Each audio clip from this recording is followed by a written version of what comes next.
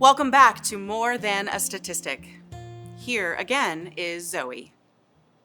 Hello, I am Zoe O'Haillin-Berne. My pronouns are she, her, and I am the Director of Engagement for Indiana Youth Group, an Indianapolis-based nonprofit organization that empowers and supports LGBTQ+ young people.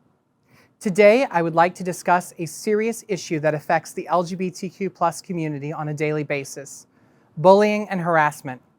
As kids, we are all taught that old rhyme, "Sticks and stones may break my bones, but words will never hurt me." While this is a nice sentiment and perhaps an ideal in a perfect world, we know that this isn't true. Words can hurt, especially for youth and young adults. Empirical evidence shows that LGBTQ+ people are at a statistically higher risk of harassment and discrimination, which in turn leads to a higher risk of self-harm and suicide. In 2022, a study by the Trevor Project found that 45% of LGBTQ+ youth considered attempting suicide in the last year, and 1 in every 5 transgender and non-binary youth actively attempted to take their own lives. This was found to be a direct result of the lack of understanding and compassion shown to them and the hate they faced on a regular basis. LGBTQ+ people face hate in any number of ways, including direct hate speech, vandalism of their property or LGBTQ+ community spaces, job discrimination, workplace harassment, denial of services or lack of competency in such services, including medical care, and housing discrimination. This results in LGBTQ+ people experiencing homelessness at a disproportionate rate when compared to their non-LGBTQ+ peers. This is especially true for youth. An estimated 1 in every 4 LGBTQ+ youth are kicked out of their home after coming out to their family. And of the 3 that remain housed, only 1 feels truly affirmed or safe. Many report parents withholding affection, care, food, and other resources. Matters only get worse from here. Hate crimes, including physical violence and murder, are issues that have seen little to no improvement in recent decades. According to GLAAD, of the 50 states, only 22 have comprehensive hate crime laws protecting people on the basis of gender identity and sexual orientation. 11 protect sexual orientation only. 13 do not protect anyone on the basis of sexuality or gender, and 4 states lack any hate crime laws at all. This allows violence against the LGBTQ+ community to run rampant.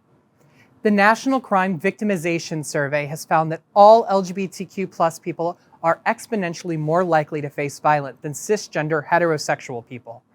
Cisgender queer individuals are victimized at twice the rate of straight people. Similarly, transgender people face violence at 2.5 times the rate of cisgender people. Of course, the typical ways we think of harassment and bullying are not the only ways that LGBTQ+ folks are victimized. Recently, the US has seen a record number of anti-LGBTQ+ legislation proposals. More than 417 bills were introduced across the US in 2023 alone, with the intent to push LGBTQ+ Americans to the fringes of society. The bills take aim at banning everything from gender-affirming care to drag performances to simply being able to acknowledge the existence of the LGBTQ+ community in public schools. This is bullying on a major scale. In more everyday occurrences, many queer people struggle to simply be recognized as their authentic selves. Many face dead naming and misgendering. Dead naming is the use of a name that a person no longer goes by, often after a trans or non-binary individual has begun using a name more congruent with their gender identity. Likewise, misgendering is the use of pronouns based on one's sex assigned at birth as opposed to their gender identity. Both are forms of bullying. Sometimes these are accidents, especially if it's done unintentionally or shortly after a person has changed their name or pronouns. In these cases, it is best to politely correct yourself and move on. However, many use this as a put-down or a way to invalidate someone's identity. Even if you do not understand someone's identity, it is never okay to dead name or misgender. It is not a matter of understanding or agreeing, it is a matter of respect. Using someone's proper name and pronouns, meaning those that they have defined for themselves, is a small and easy but very important way to show respect to someone. It is absolutely free to just be kind and compassionate to others. Another form of microaggression faced by many is outing. Outing is the act of revealing someone's sexuality or identity without their consent or before they are ready to make them public knowledge. This is an extremely harmful practice that can have both psychological and physical effects. Outing someone, especially a child, opens them up to bullying, harassment, abuse, and violence.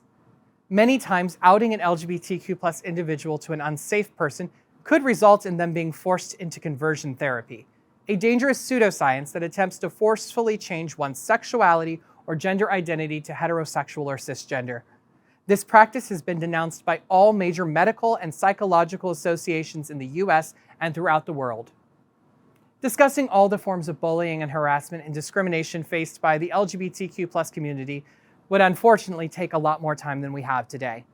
Therefore, if you are interested in learning more about these issues and finding out how you can be an ally and support the community, I welcome you to visit indianayouthgroup.org for more information.